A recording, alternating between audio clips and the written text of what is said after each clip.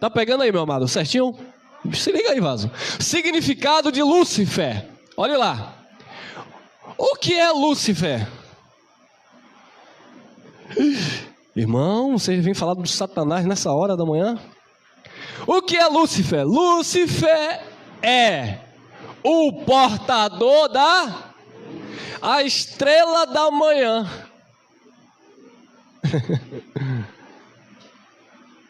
Na tradição cristã, tradição, né, irmão? Jesus disse: vocês invalidam a palavra de Deus por causa das vossas tradições. Na tradição cristã, é um dos nomes dado ao diabo, ou um dos nomes do diabo. A palavra Lúcifer vem da onde? Do latim lux, que significa luz, e fero, que significa levar, portar. É, portanto, o portador ou ainda a estrela da manhã, ou filho da alva, como se encontra em registros antigos.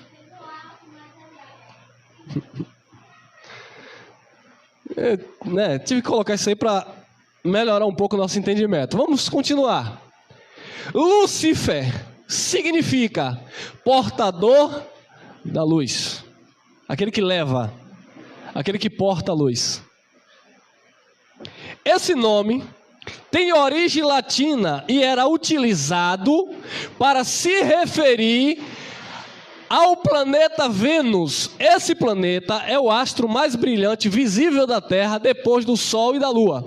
Seu brilho, do planeta Vênus, é mais percebido pela manhã. Daí também vem a tradução estrela da alva. Estrela da alva. Com o tempo, o nome Lúcifer, que vem do latim, passou a ser associado pelas pessoas a um ser, diabo. Não. Eu falei para vocês. Vamos lá. Mais uma vez. Desculpa, voltei, né? Vamos continuar aqui.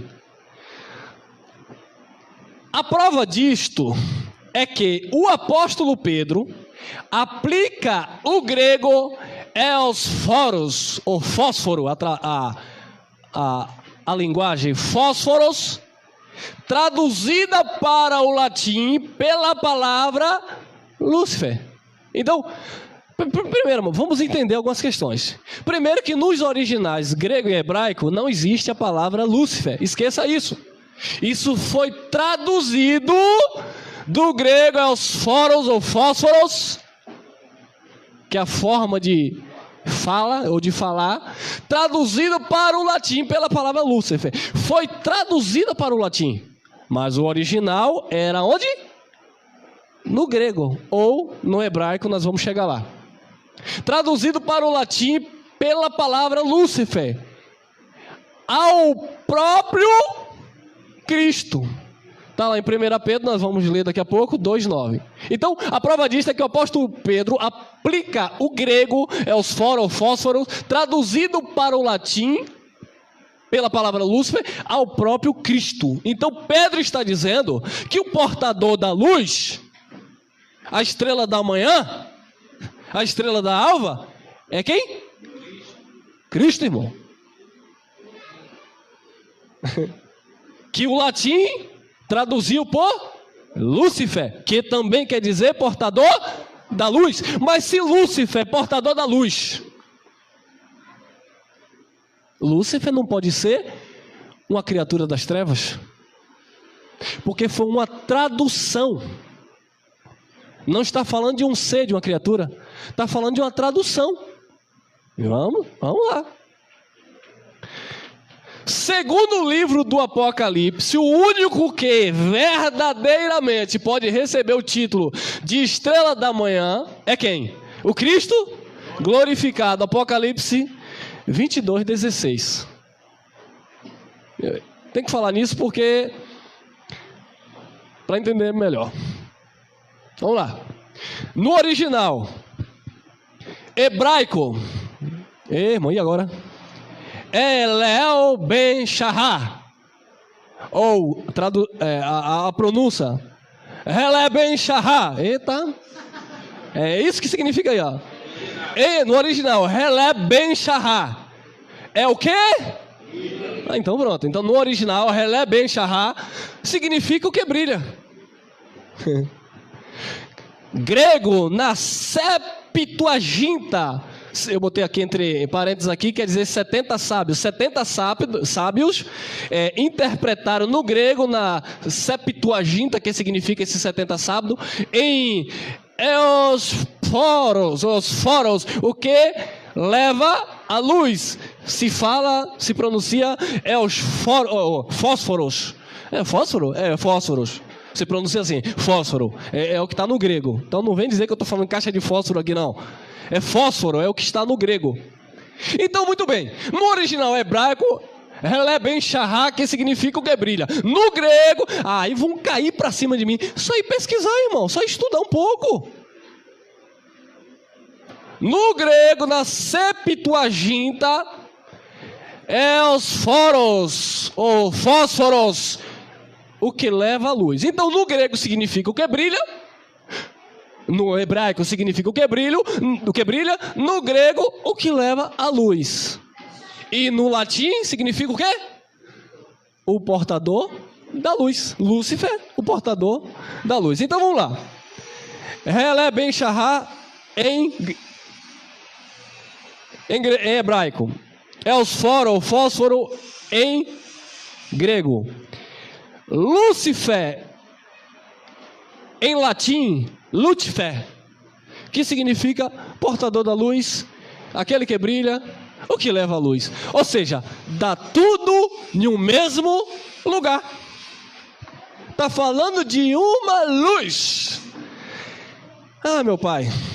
E agora, irmão? Agora eu vou ler o artigo que eu tenho que ler um pouco para vocês entenderem melhor do que eu estou falando e não tinha como a gente colocar aí. Vamos lá. Prepara agora, vou até tomar uma água para não secar a garganta. Vamos lá, irmão. Olhe bem. Sim, existe um santo conhecido como São Lúcifer, ou Lúcifer Canlaritano. Você não sabia, né? Muitos não sabem, a igreja não conta, a igreja romana, católica, tá bom?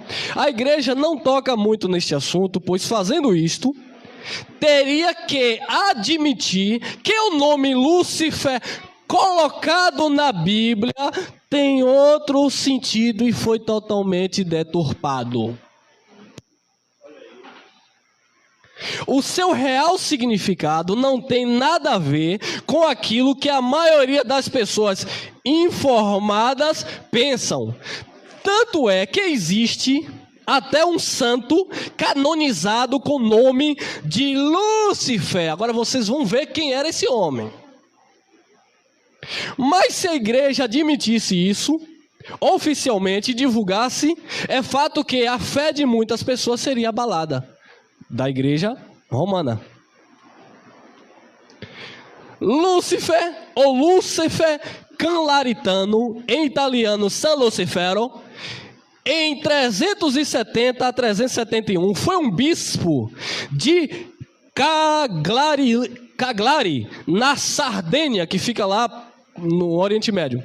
E é um santo cristão conhecido sobretudo pela sua oposição aos arianos. No Concílio de Milão, em 354, defendeu Atanásio de Alexandria e se opôs aos arianos poderosos, o que fez o imperador Constantino II, simpatizante dos arianos, confiná-los por 3 dias no palácio. Durante o seu confinamento, Lúcifer debateu tão veementemente com o imperador que ele acabou por ser banido, primeiro para a Palestina e depois para Tebas, no Egito.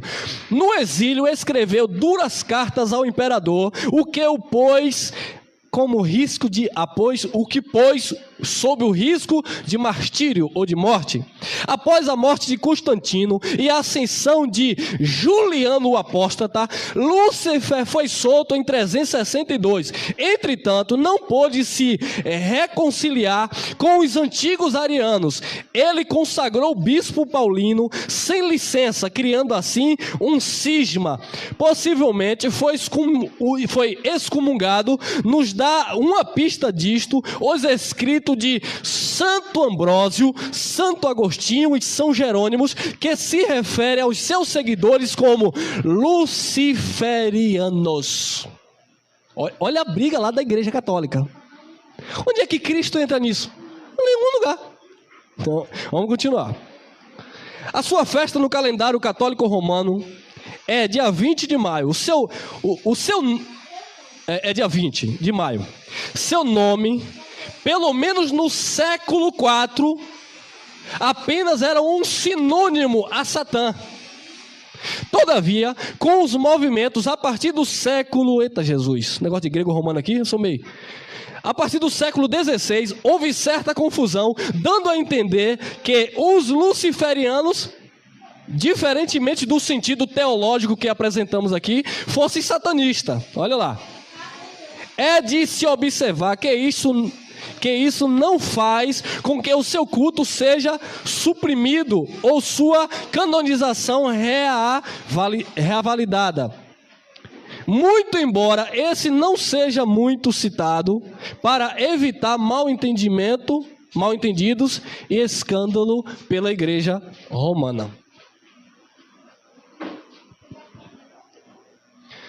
Irmão, eu queria ler a Bíblia. Fique na sua. Mas se você não procurar isso aqui, você não vai entender, porque a Bíblia foi adulterada, irmão. Vamos lá. Lúcifer é tradicionalmente o nome dado a Satanás pela religião. Agora te prepara aqui, ó. Nas Escrituras, porém, esse nome não existe. Porque ele foi dado a Satanás como ser. Nas Escrituras, porém, esse nome não existe.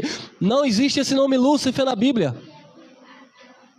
Nas Escrituras, porém, este nome não existe. O nome é uma adaptação para simbolizar a tradução bíblica de Isaías 14:12, que é dito: como você caiu do céu, ó estrela da manhã, ó estrela da alva, filho da aurora. Em hebraico, a estrela da manhã é Jali, Halé Ben Shahá.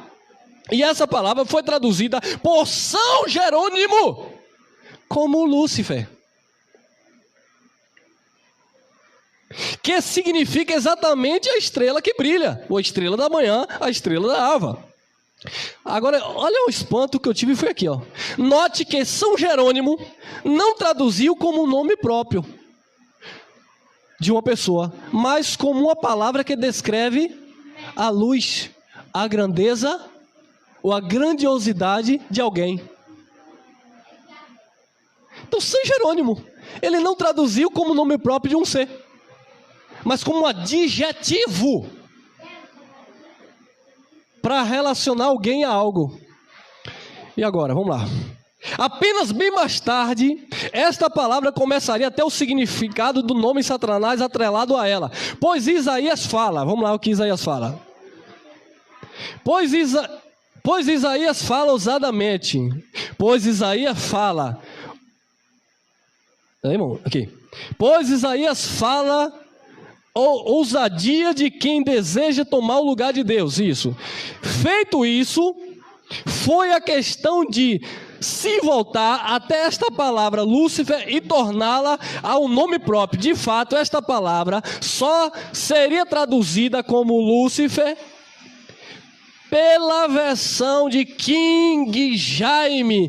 Quem não sabe quem é King Jaime, essa versão bíblica KJV, que é essa versão King Jaime, que foi um rei do século 17. E quando ele traduziu para essa versão do latim, ele jogou esse nome aí, Lúcifer, para as pessoas que vêm engolindo até hoje, dizendo que é uma criatura, que é o diabo, que é Satanás, que é isso e aquilo outro. Vamos lá. De fato, havia um conhecido Lúcifer entre os mais famosos pais da Igreja Católica.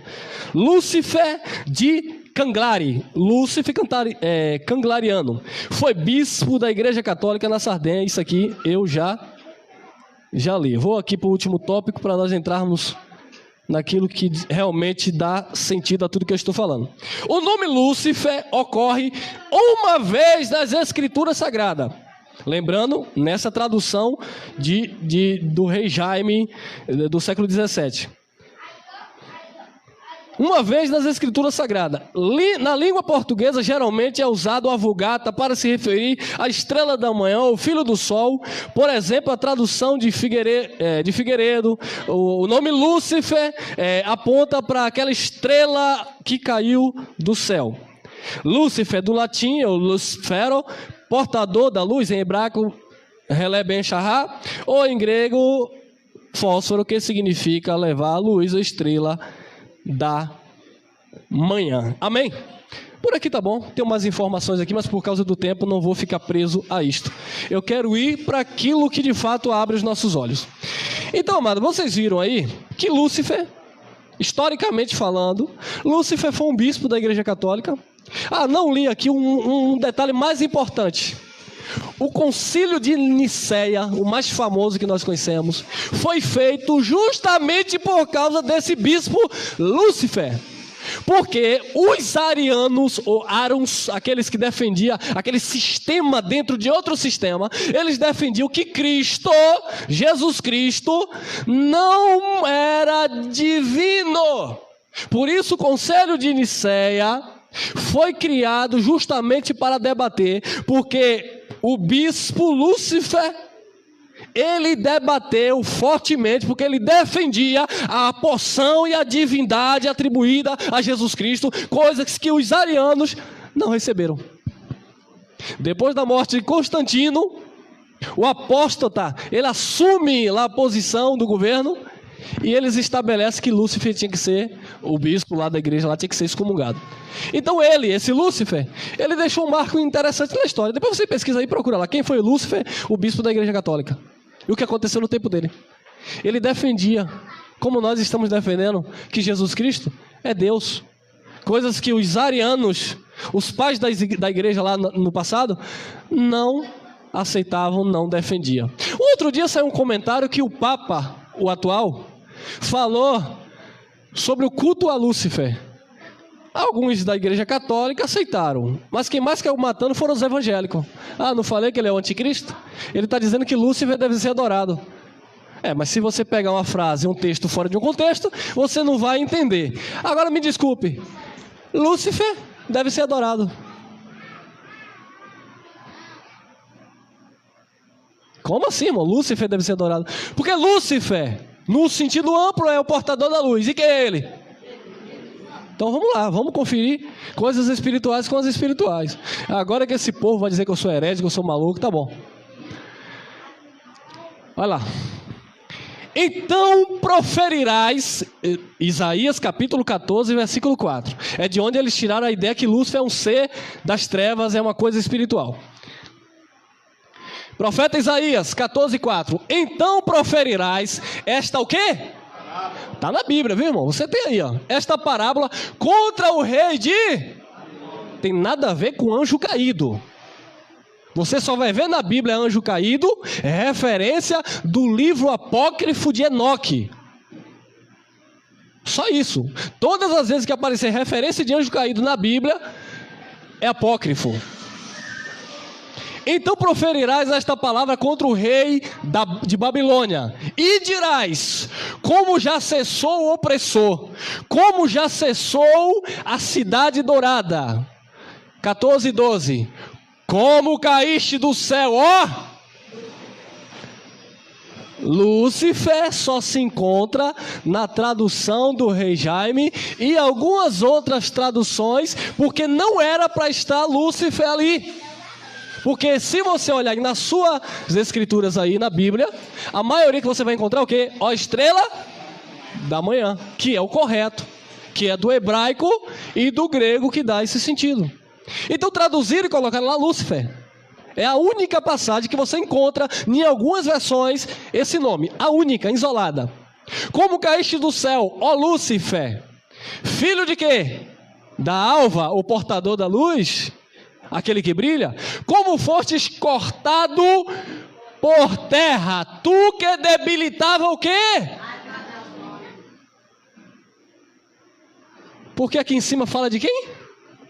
Um rei da Babilônia, está falando de um homem.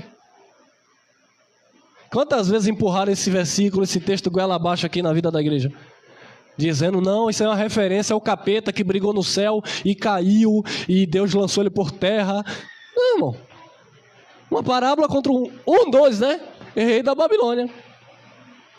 Que debilitava, governava nações. Tem mais? Tem Isaías 14, 13 e 14. E tu dizias no teu... Ele que dizia no coração dele. Ele quem? O diabo? Lúcifer? Ela é Bexará? Fósforo? Não, o rei da Babilônia. O rei da Babilônia dizia no seu coração, aí ó, e tu dizias no teu coração, eu subirei ao céu. Para aí, ó, fazer como o irmão Geraldo, para aí. Subir ao céu por quê? Como? Quem lembra de Nimrod, o famoso construtor da Torre de Babel? Aquele homem construiu grandes impérios, ele era um grande principado, uma potestade humana, e ele um dia teve a audácia de construir uma torre para tocar no céu. Porque ele queria ser, meu irmão, adorado, ovacionado. Ele juntou o povo e disse, olha, ninguém sai daqui para que nós não venhamos nos espalhar pela terra. Ou seja, todo mundo tem que estar unido a mim para fazer o que eu quero. Era um que queria chegar no céu, literalmente. Tu dizias no teu coração, eu subirei ao céu. Subir ao céu aqui, meu amado, não é no sentido literal não, abençoados. É uma força de expressão de alguém que quer ser maior do que o que já é.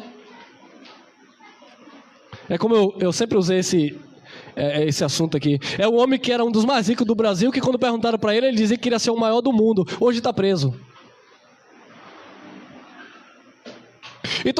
E tu dizias no teu coração, eu, o rei da Babilônia, subirei ao céu. Assim como Nimrod desejou, né? Acima das estrelas de Deus, exaltarei o meu trono. E no monte da congregação, me assentarei. Aos lados de quê? Do norte. Isso aqui tem característica de coisa de céu? É uma fala, uma força de expressão, uma linguagem por meio de parábola. É disso aqui que nós estamos tratando. Subirei sobre as alturas das nuvens e serei o quê? Semelhante ao Altíssimo. Quem era esse aí? O rei da Babilônia. Lembrando que Nabucodonosor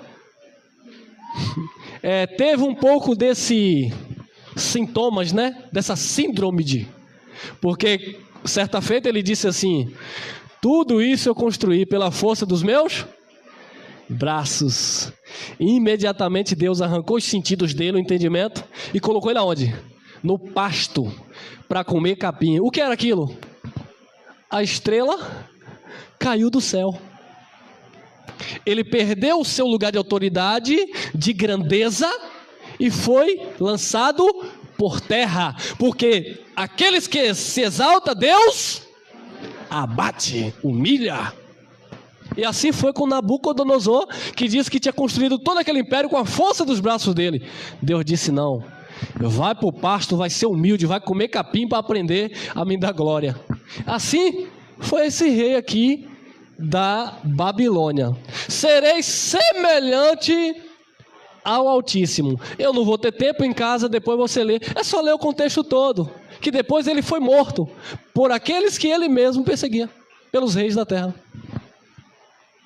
Ele queria ser semelhante ao Altíssimo. Então, portanto, Lúcifer ali, ou a estrela da alva, estrela da manhã, não se aplica a um ser espiritual, mas é um adjetivo para relacionar uma pessoa que tinha um estado de glória, grandiosidade, e Deus o abateu por causa da sua soberba, querendo ser igual a Deus. Quem entendeu? Então vamos continuar.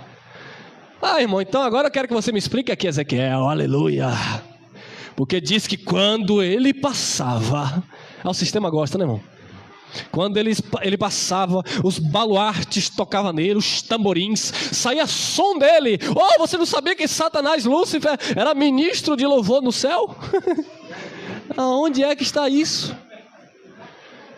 Eu já ouvi pregação, irmão, tome cuidado, aleluia, levitas do Senhor, porque Deus vai tentar derrubar vocês, porque o chefe de vocês louvava a Deus no céu. Irmão, nada disso, olha lá, Ezequiel 28, igual a Isaías, agora é para outro personagem, é para outro contexto. Filho do homem, dizer a quem? Ao príncipe de Tiro. Onde é que entra Lúcifer, Satanás, o capeta aí? Eu não estou lendo isolado não, como eu falei, é só ler o contexto todo, irmão, que eu não vou ter tempo para ler. Filho do homem, dizer ao príncipe de Tiro, assim diz o Senhor Deus, portanto, o teu coração se elevou. Ei, irmão, cuidado, né? E disseste, é por isso que Paulo recebeu um espinho na carne. Tira, Senhor, tira. Não, não tiro, Paulo, porque se eu tirar, o teu coração vai se elevar. Você vai ficar soberbo. Portanto, o teu coração se elevou e disseste, eu sou Deus. Engraçado que o rei da Babilônia, ele queria ser semelhante ao Altíssimo. Você acha que isso aí ia querer ficar por trás? Por baixo? Não, eu sou Deus.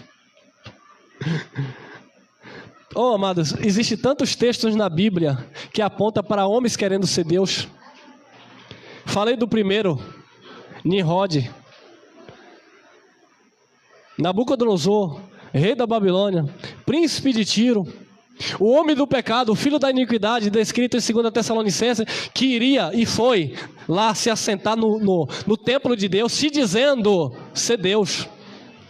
Tantos homens na Bíblia querendo se igualar a Deus. Aqui foi mais um. Não tem nada a ver com o anjo do céu que caiu, que desceu, que subiu. Tem a ver com o homem. Profecia contra o rei, ou contra o príncipe de Tiro. O príncipe é o filho, né? Então vamos continuar. Eu sou Deus, sobre a cadeira de Deus me assento no meio dos mares. E por acaso Deus tem uma cadeira no meio dos mares? Você percebe que isso é uma figura de linguagem? Isso é uma narrativa, por meio de uma parábola, apontando para uma soberba de um homem que queria e dizia que era Deus. Sobre a cadeira de Deus, me assento no meio dos mares. E não passa de quê? E não és, ainda que estimas o teu coração, como se fora o coração de Deus. Ainda que ele tinha no coração dele ser Deus. Deus disse, não passa de homem. No contexto, ele foi fulminado por espadas, por aqueles que ele humilhava. Vamos continuar. Vamos lá. Aqui é o 2, é o Ezequiel 28, 2. Vamos lá. E agora? Todo príncipe tem um pai, né? Filho do homem, levanta uma lamentação sobre o rei de... Mais uma vez, foi sobre o príncipe, agora sobre o rei de Tiro. Uma lamentação, um lamento, um choro de angústia e de tristeza, de decepção contra aquele homem. Assim estava Deus com ele. Levanta uma lamentação sobre o rei de Tiro e diz-lhe, assim diz o Senhor, era Deus que estava mandando o recado, assim diz o Senhor Deus, tu eras o selo da perfeição, cheio de sabedoria e perfeito em formosura. Não é daí que ele pega dizendo que Lúcifer era o diabo? Não, era o rei de Tiro. Tu eras, Deus que disse que ele era o selo da perfeição, cheio de sabedoria e perfeito em formosura. Diz o contexto que esse homem aí, esse que não tem um nome próprio, o rei de Tiro, esse rei aí, ele era mais sábio do que Daniel. Imagine, Ele era mais sábio do que Daniel. Ele era perfeito, olha lá. Eras o selo da perfeição. Pense no homem perfeito. Quem lembra de Saul aqui? O primeiro rei de Israel. Quando o povo de Israel bateu o olho em Saul, irmão. Eita, hein? Pense em um homem lindo. Não parecia Elcio porque... Pense no homem lindo. Eu não sei porquê, mas dizem que da cintura para cima ele sobressaía mais. Então não sei se era tão bonito. Ele pensa aqui maior do que as pernas, não sei. Mas dizia que era o homem mais lindo. Quando o povo bateu o olho nele, queremos ele como rei sobre as nossas vidas. Saul, Shaul, significa pedido a Deus. Deus não deu, o povo pediu. Tanto é que o reinado de Saul é rejeitado, porque os homens pediram. Mas Saul era muito belo aos olhos dos homens. Saul era muito lindo, como os irmãos de Davi, que todos olhavam e disseram: não, tem que ser os irmãos de Davi. Para substituir Saul, tem que ser os irmãos de Davi. Saul é lindo, então não pode colocar Davi. Tem que colocar os irmãos de Davi, que é belo também. Esse aqui era belo, perfeito, em tudo, em sabedoria, em tudo. O homem era uma beleza ambulante. Cheio de sabedoria e perfeito em formosura. Era o rei de Tiro. Não tem nada a ver com o anjo que se rebelou no céu. Ah, irmão, mas Apocalipse 12:7, houve batalha no céu. O diabo, a antiga serpente, o dragão. Eu não vou nem falar nisso, que nós já temos mensagem gravada sobre isso. É só ir lá e... O diabo ali estava falando, o dragão ali, serpente ali, estava falando de Herodes. Apocalipse capítulo 12, leia paralelamente com Mateus capítulo 2. Você vai entender quem era o diabo de Apocalipse capítulo 12, que era Herodes, que queria matar o menino Jesus, amém? Tem nada a ver com isso aqui. Então pegaram lá Apocalipse capítulo 12, 7 isolado, fora do contexto. Pegaram aqui Isaías capítulo 14. Pegaram Ezequiel 28. Fizeram essa bagunça e atribuíram a uma criatura que brigou com Deus e lá no céu se rebelou e Deus não ouviu o que eles estavam tramando, porque Deus é menino, e aí ele caiu com a terça parte dos anjos, e aqui na terra ele criou um império, e aí tem Pombagira, Maria Padilha, Exu Caveira, Preto Velho. Tem nada disso, irmão. Que confusão dos infernos. Ele era perfeito. Tem mais? Ezequiel 28:17. Elevou-se o teu coração por causa da tua formosura. Você percebe que o rei lá da Babilônia era questão de poder. Ele se exaltou e caiu. Esse aqui levou o coração por causa da formosura. Corrompeste a tua sabedoria por causa do teu resplendor. Por terra te lancei. Diante de quê? Diante dos reis te pus, para que olhem para ti. Só vê o contexto depois que esse rei aí, ele é morto, transpassado por espadas daqueles que ele perseguia, que ele dominava, que ele manipulava. Amém, queridos? Então Isaías, Ezequiel não tem nada a ver com a criatura que caiu do céu. Lúcifer ali é uma tradução do latim, que significa portador da luz, que é um adjetivo, alguém que era grande e caiu, perdeu o seu brilho. Como é que uma pessoa... Eu vou trazer bem para o nosso dia a dia, por exemplo. Como é que a pessoa perde o seu brilho? Longe de mim fazer como Jesus, para trás de mim Satanás.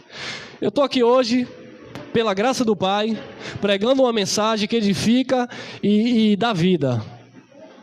Eu estou aqui hoje servindo a igreja por intermédio do dom do Espírito.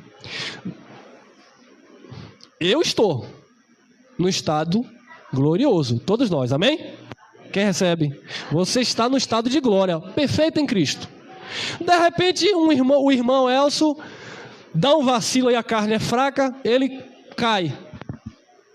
Soberba entra, orgulho entra, não quer mais saber de Deus, não quer mais temer o Senhor e vai viver agora nas paixões desse mundo.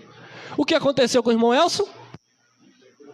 Dentro de uma figura de linguagem, para descrever alguém que tinha uma posição elevada, um estado glorioso, ele caiu por terra e hoje é pisado, é um sal insípido que não dá.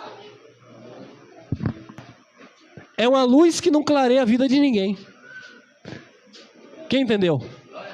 Então é esse o conceito de estrela da manhã, estrela que caiu do céu. Não tem nada a ver com atributo a um ser, mas sim um conceito a uma pessoa que perdeu a sua posição. Amém?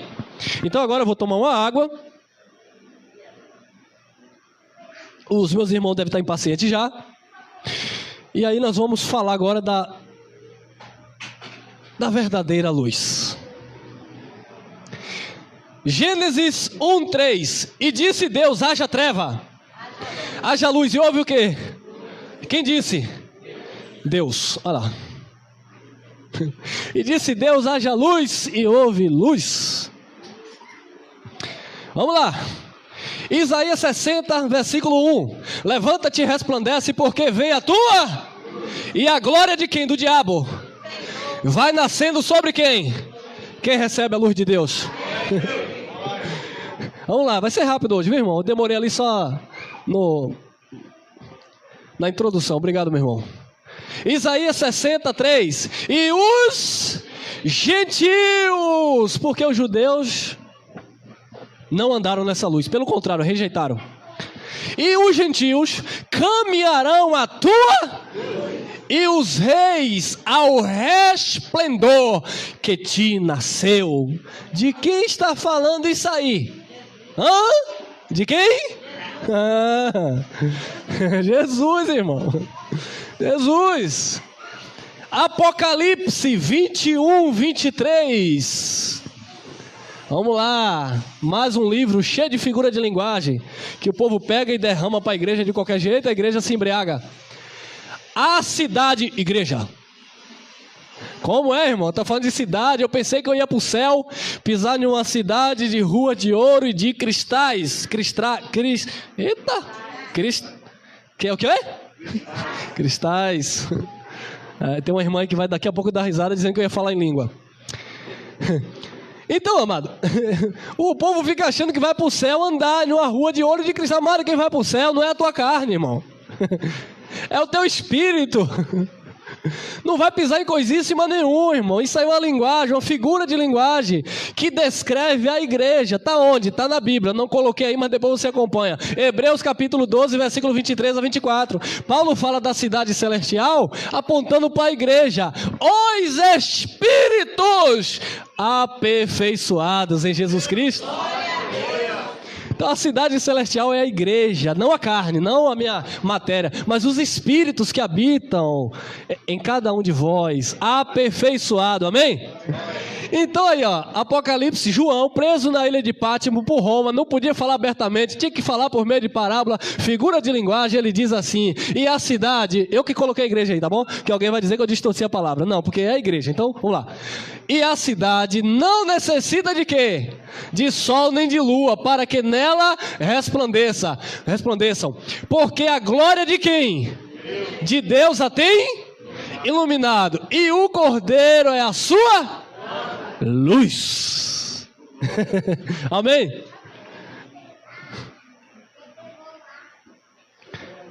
Versículo 22:16. Então quem é a verdadeira luz, irmão? Não é Lúcifer, é Jesus. 22:16, Apocalipse. Eu quem? Lúcifer, que caiu do céu. É quem? Jesus. Esse texto é chave, então tem que mastigar. Eu, Jesus, enviei o meu anjo para vos testificar estas coisas nas... Olha lá a cidade lá. Porque a igreja está no plural e não no singular, visto que só existe uma igreja? Porque a carta era direcionada a 7 endereços, 7 igrejas. Ou seja, lugares que a igreja estava reunida. Mas quando ele fala igrejas, não é no sentido que existe outra igreja. É no sentido que a igreja de Jesus, ela está reunida em diversas partes do mundo. Amém? Testificar estas coisas nas igrejas. Eu, quem é eu aí? Jesus. Eu ali é Jesus, não sou eu. Eu Jesus. Sou o quê? A raiz e a geração de quem? Ao quê? A resplandecente estrela da manhã.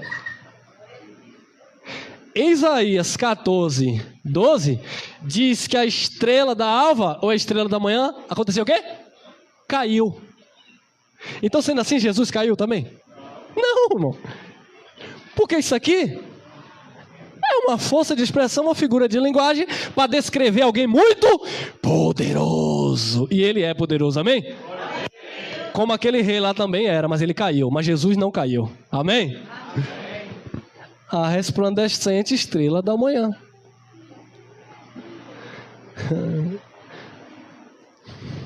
Eu ia falar uma coisa aqui, mas vamos continuar que é melhor. Daniel 2:22. Pode ler, irmão. Coisa linda, né?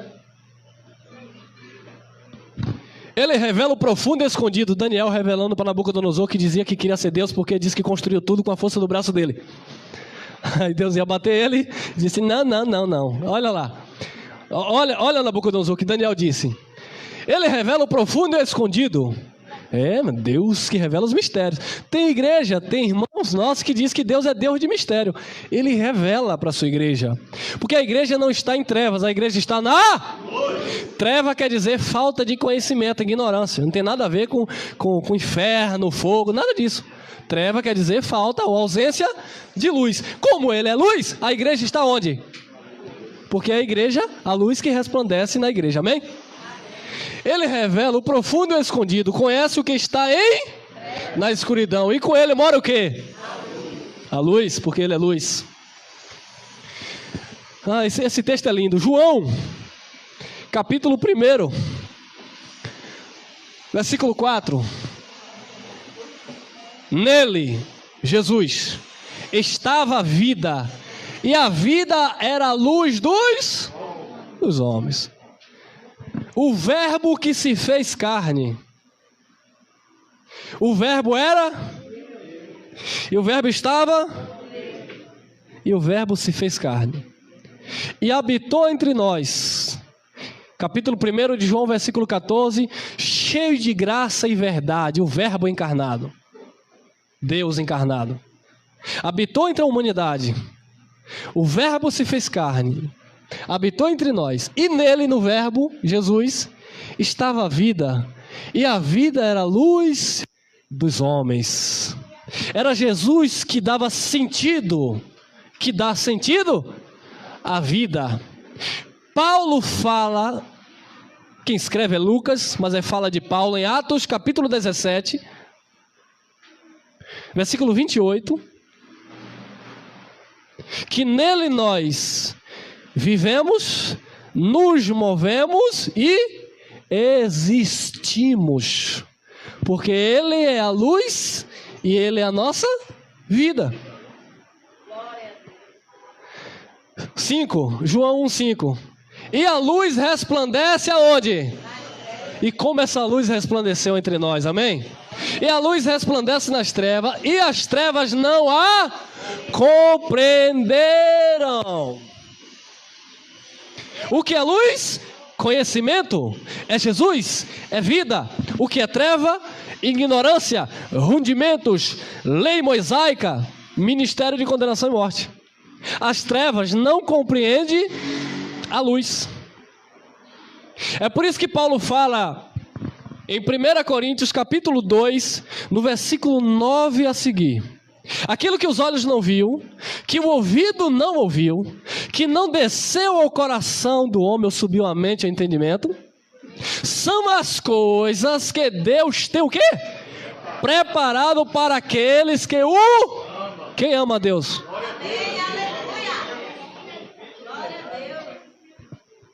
Porque Deus nulas revelou, o texto continua, pelo seu Espírito. Porque qual do homem sabe as coisas do homem que nele habita, senão pelo Espírito do homem? Mas nós, a igreja, sabemos as coisas de Deus pelo Espírito de Deus que habita em nós. 14. Mas o homem natural não compreende as coisas do... Quem é o homem natural? O que anda em... trevas. Não tem conhecimento. Então o homem natural que não tem conhecimento, ele anda em trevas. Aquele que pratica obras da lei, jejum, dízimo, sobe monte, desce monte, e faz isso, e faz campanha, e busca o Espírito não sei aonde, e vai buscar o óleo de Israel, e vende sabão em pó, e compra amuleto, e compra óleo de mercado, e faz isso, e faz aquilo. Eles estão em... Porque eles não conhecem a...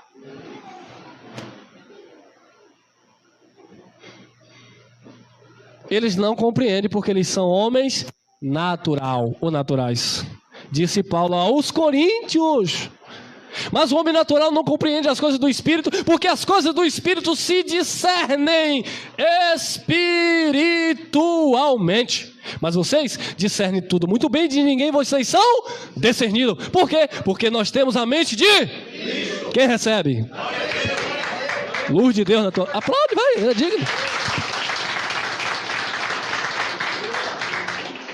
Ele, Jesus, ele é digno de toda a nossa forma de louvor e adoração. Então nós temos a mente de Cristo, porque a nossa mente, amado, foi iluminada, recebeu essa identidade, essa porção, essa maravilha, amém?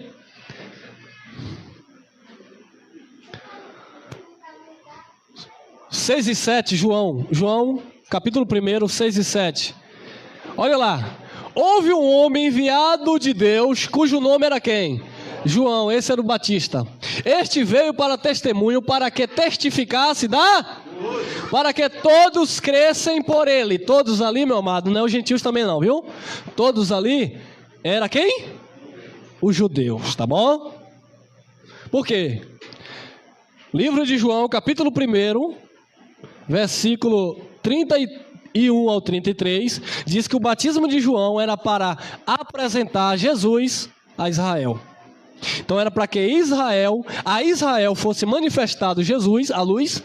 João veio batizando com água, só para apresentar Jesus a Israel, porque o batismo de João era um batismo transitório, era apenas para apresentar Jesus aos judeus. Todos ali são os judeus que o rejeitaram. Ele não era luz, mas ele veio para o testemunho, para testificar da luz, para que todos crescem por ele. Então, qual era o sinal que Israel estava crendo em Jesus? Aceitando o quê? O batismo de João, que confessava Jesus publicamente. Amém? Então, vamos lá. João 1, 8 e 9. Não era ele a luz.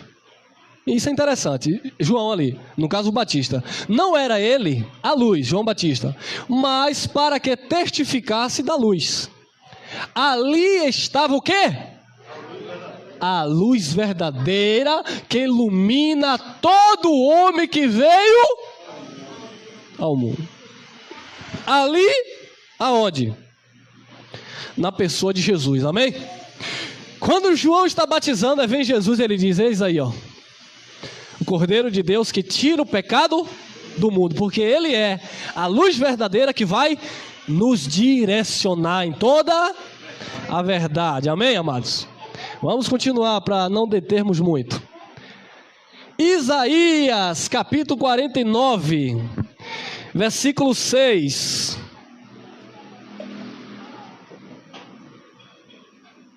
Nós lemos lá em Isaías 60, que falava de uma profecia acerca do Nazareno. Ele era, né? A luz que veio para raiar, que brilhou. Isaías, capítulo 49, versículo 6, não é falando acerca de Cristo. Por quê, irmão? Vamos lá. Disse mais: pouco é que sejas meu servo, para restaurares as tribos de quem?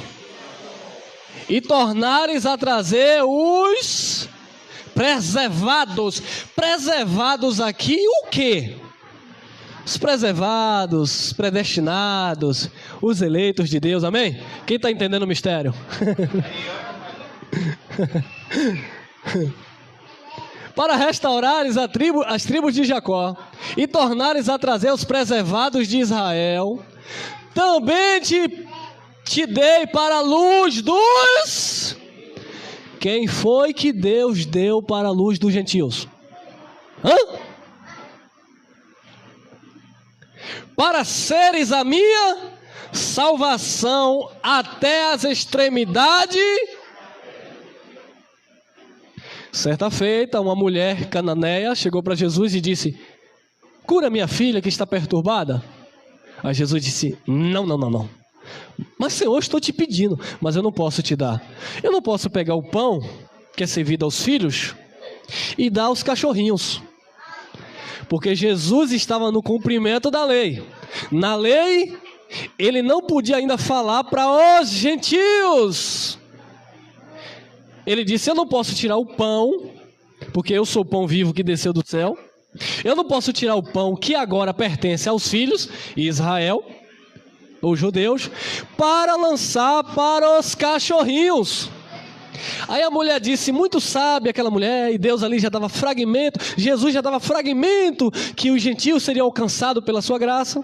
A mulher disse: Senhor, mas os cachorrinhos também comem as migalhas que caem da mesa dos seus senhores. Quando Jesus disse aquilo, meu irmão, quando aquela mulher disse aquilo, Jesus disse: eu nunca vi tamanha fé, nem Israel. Por quê? Porque aquela mulher era uma gentílica, que ainda não estava dentro do plano da salvação como gentil. Claro, já era uma predestinada, eleita em amor, mas Jesus ia consumar a eterna salvação, e o sangue de Jesus, de fato, também ia alcançar aquela mulher, como nós, gentios, amém?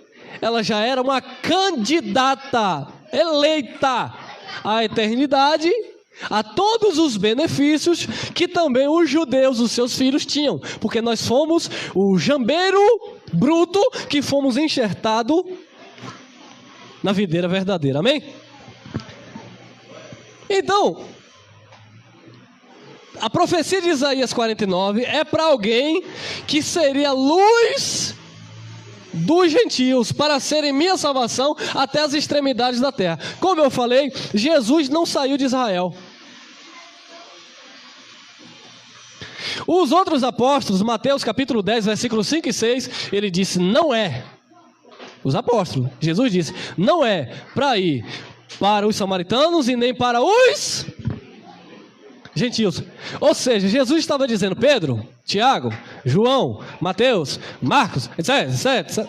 Vocês não podem ser luz para os gentios.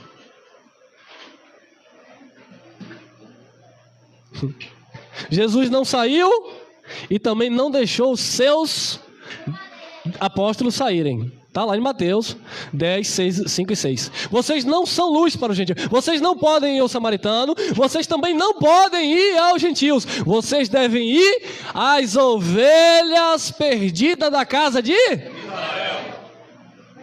É por isso que Pedro, Tiago e João no barquinho, no mar da Galileia, continuava batizando. Continuava com todo aquele secretismo, com todas aquelas abluções ainda, oriunda da prática de Jesus de Nazaré. Claro, não tinha mais circuncisão, mas estava ali imperando o batismo nas águas, porque era um sinal para os judeus. Então, Pedro, Tiago, João e os demais apóstolos tinham que continuar no mundo inteiro, no mundo dos judeus, só para os judeus, levando aquela palavra, batizando, etc. Mas eles não podiam ser luz para os gentios. Tanto é que Jesus manda Pedro ir pregar para uma família gentílica, Cornélio, e foi uma briga, quase que Pedro não vai. E Deus teve que dar uma revelação, e descia um lençol do céu, e um animal no meio, e blá blá blá, e Jesus manda o Pedro comer, ele disse que não vai colocar na boca coisa imunda. Aí Deus disse: pode dizer que algo é imundo? Aquilo que eu já purifiquei? Ou seja, Cornélio e a sua família, que eram romanos, eles eram romanos gentios, no caso, gregos, né? Não judeu. Eles já estavam o quê? No espírito? Purificados. Só que na mente, na alma, essa salvação não tinha chegado ainda.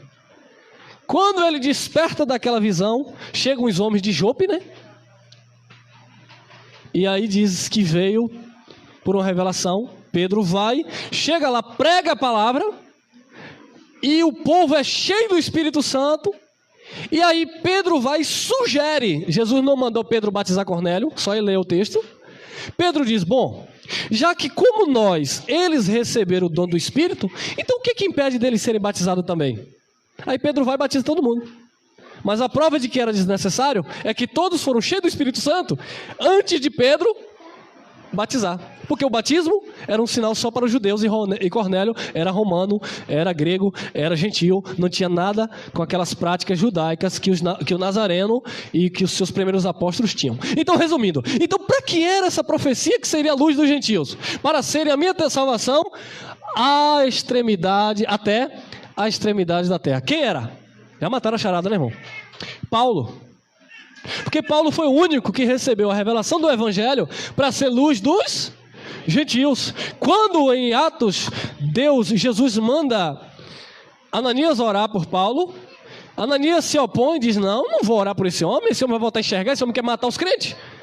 Aí Jesus diz, vai, porque ele vai sofrer por amor ao meu nome, porque ele vai levar o conhecimento a todas as partes da terra, tanto a judeu, como a grego, a reis, a príncipe, a todo mundo, o apóstolo Paulo vai levar a palavra, amém?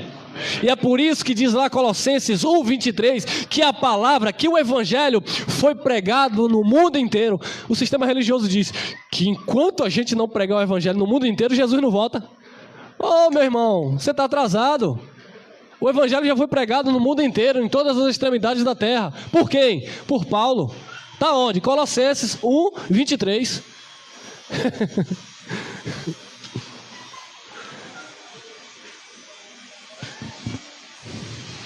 Então vamos lá. Olha aí que foi dele que a profecia se tratava. Ao meio-dia, Atos 26:13. Ao meio-dia, ó rei. Paulo está diante de um rei chamado... Atos 26, um rei chamado Agripa. Ele está se defendendo diante desse rei. Ele diz, ao meio-dia, ó rei, vi no caminho uma luz da onde? Só podia ser do céu, né? Porque luz, conhecimento, revelação de Deus, entendimento para a igreja, só vem do alto. Viu a luz do céu que excedia o esplendor do sol, cuja claridade me envolveu a mim e os que iam comigo.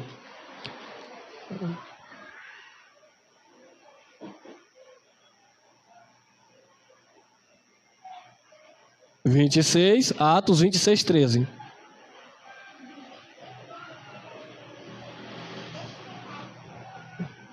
Eu tirei o versículo 14 aqui. É 13 e 14, é isso.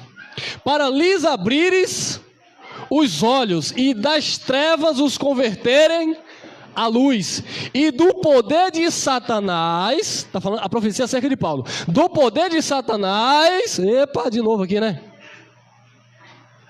Satanás aqui, amado, não é a criatura, são os opositores, adversários que Paulo enfrentou na sua caminhada. Quem teve aqui domingo? Ouviu aquela mensagem, né? O espinho na carne de Paulo, quem era? Então Paulo, ele recebeu esse chamado de Deus para abrir os olhos e das trevas do engano os converter à luz. Quem é a luz? Jesus. E do poder de Satanás, do engano, da religião, do mundo, do pecado, da lei de Moisés.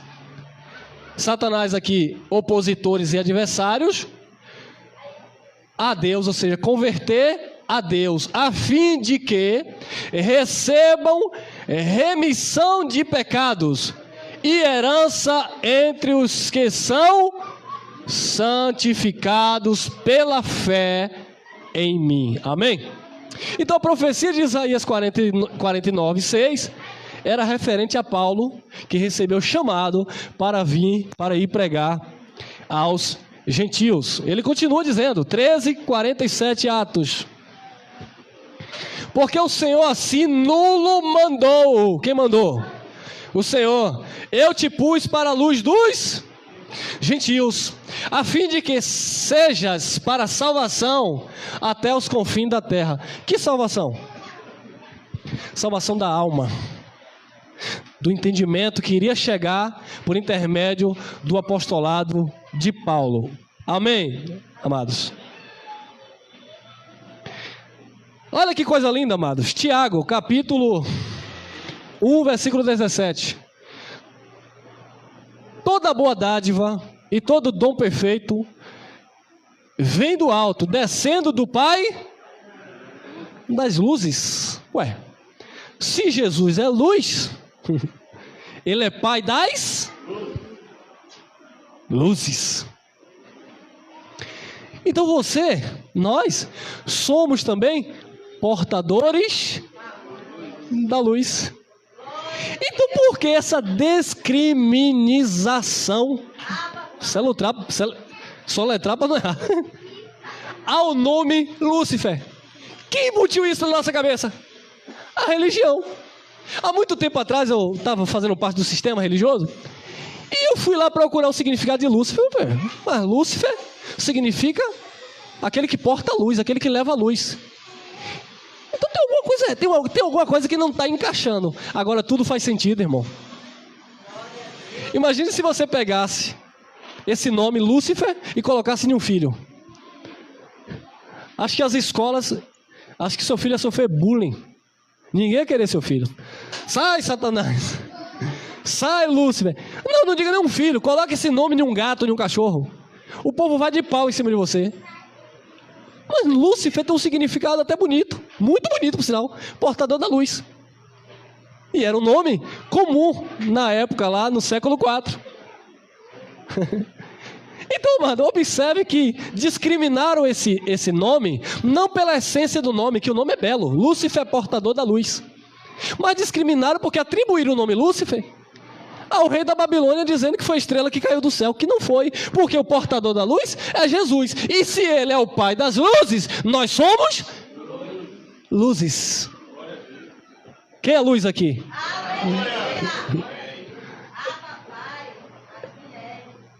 É o que a palavra diz. Olha lá. Vós sois o quê? A luz do mundo. Não se pode esconder uma cidade edificada sobre um monte. Nós somos a luz do mundo, porque o nosso Pai é o Pai das luzes, e você é luz. Foi Jesus que disse que nós somos a luz do mundo. Não tem nada a ver com o diabo, capeta, Satanás. Nós somos a luz do mundo. Mateus 5,16. Assim resplandeça a vossa... Quem é a vossa luz? Jesus. Resplandeça Jesus na tua vida. Onde você passar, você deve resplandecer Jesus para as pessoas.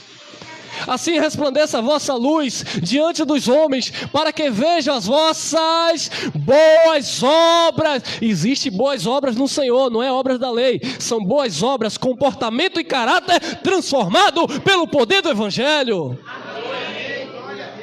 Vocês são loucos? Vocês não praticam boas obras? Claro que praticamos. Não temos que andar na carne, temos que andar em Cristo, na luz. Para quê, Jesus? Para que todos vejam as vossas boas obras e glorifiquem o vosso Pai que está nos céus. Ah, meu irmão, deixa eu falar aqui para alguns engraçadinhos que dizem que estão em graça. Eu não preciso fazer mais nada. Não preciso fazer nada. Deixa eu corrigir. Os filhos de Deus, não precisam fazer nada para ser salvo. Porque nós somos salvos pela graça em Jesus. Mas não fazer nada, não é não fazer nada no sentido literal de não fazer nada. Existem muitas obras boas que nós precisamos desenvolver como filhos de Deus, para que a nossa luz, que é Cristo, resplandeça e as pessoas glorifiquem a Deus por intermédio de vós. Como? Sede santo, como é santo o vosso Deus. Como? Sede perfeito, como é perfeito o vosso Pai que está no céu. Como que habite em vós sabedoria de Deus? Como? Seja o bom perfume de Cristo, para que onde você passa, você venha exalar o bom perfume e as pessoas venham inalar e conhecer Deus através da tua vida. Como? Tenha caráter de homem e de mulher de Deus, seja verdadeiro, seja sincero, se ensina ou não. Isso é boas obras no Senhor. Como? Se compadeça do necessitado. Como? Socorra aquele que está caído, levante o abatido. Como? Boas obras no Senhor. Como dê um bom testemunho de quem você é em Cristo? Não. Aí vira uma graça sem graça. Para muitos que ignoram. Você se reúne para quê? Para quê? Para aprender essas verdades que muitos não têm conhecimento. Não é para ser. Vocês não reúnem para ser nada. Vocês são quem vocês já são em Jesus. Nós nos reunimos com muito amor e alegria para aprender uns com os outros pelo Espírito. Amém? Vamos lá.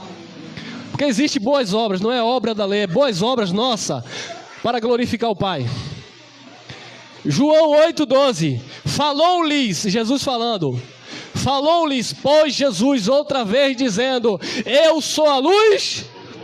Então a luz do mundo não é Satanás, não é Lúcifer, como ser, né, como uma criatura.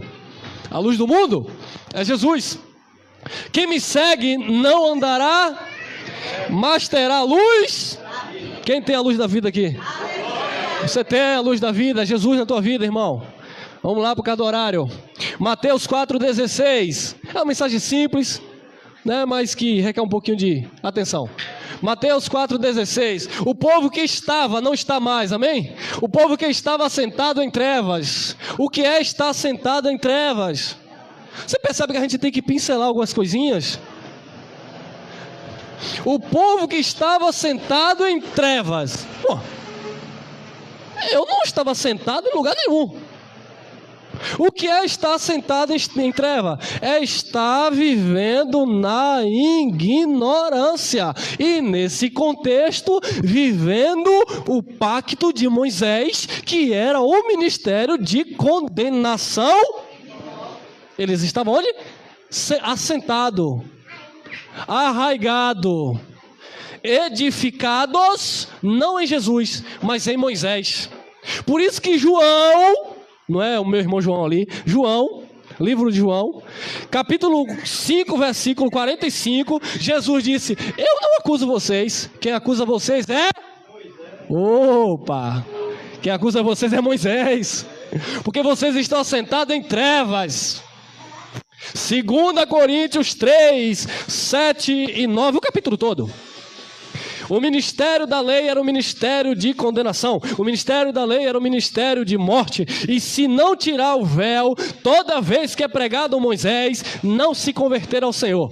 Agora tira o véu e reconheça a luz que há em Cristo Jesus. Amém? Amém. O povo que estava sentado em trevas, lei, viu uma grande luz, Jesus.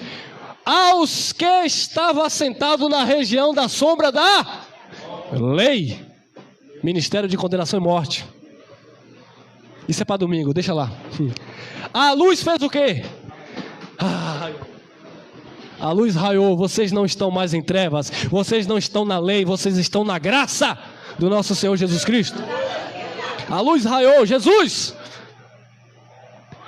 João 1,17, Moisés trouxe a lei, treva.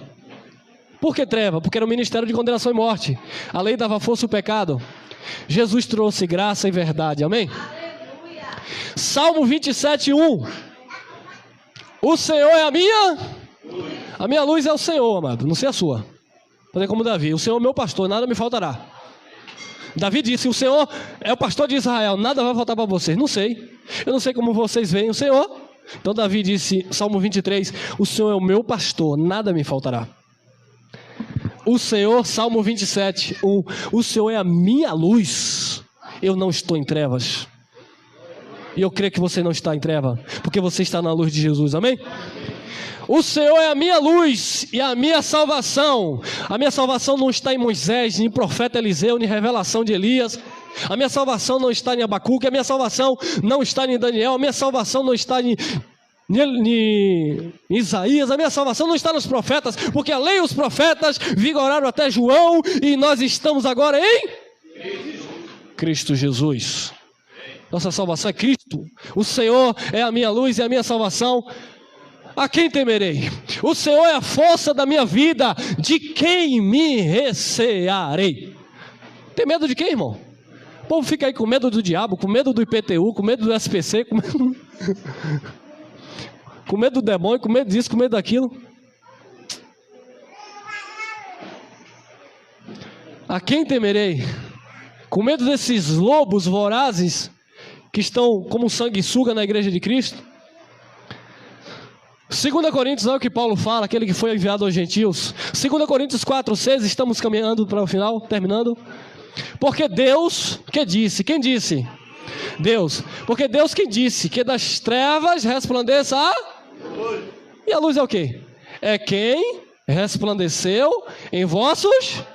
Jesus está em vossos corações. Para a iluminação do quê? Do conhecimento da glória de quem? Na face ou na pessoa de quem? De Jesus Cristo, amém? Você só está na luz quando esse conhecimento desta palavra brilha no teu coração, onde você entende que você está perfeito, que salvação eterna não se perde, que você é um só espírito com o Senhor e que da mão do Pai ninguém te arrebata, porque você está pleno diante do Pai, amém?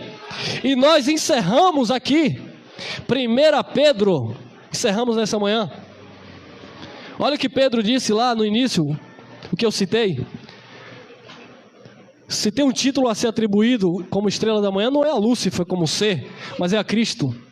Mas vós, 1 Pedro 2,9, mas vós sois a geração eleita, o sacerdócio real, a nação santa, o povo adquirido, para que anuncieis as virtudes daquele que vos tirou das... para a sua maravilhosa luz. Então ele é Jesus. Jesus é o portador da luz. Jesus, ele é o verdadeiro, aquele que tem a essência da luz em si, e ele não cai jamais, porque quem cai é o homem, mas ele permanece de pé eternamente. Então esqueça, rasgue da tua mente esse conceito de que Lúcifer, porque você lê um versículo isolado, é uma criatura das trevas. Não, ali foi uma tradução, uma adaptação para mostrar a grandeza de homens que queriam usurpar, queriam tomar, por assim dizer, o trono de Deus, mas isso é impossível, amém? Então aqui para aqueles que vão nos acompanhar, Lúcifer não é Satanás. Satanás só existe na mente daqueles que não conhecem o poder de Deus. Satanás não existe como criatura. Satanás existe como opositores, adversários, situações, circunstâncias que nós também enfrentamos. Mas Lúcifer não é Satanás, é uma tradução errada. Cresça na graça e no conhecimento, amém? Graça e paz, queridos. Até a próxima.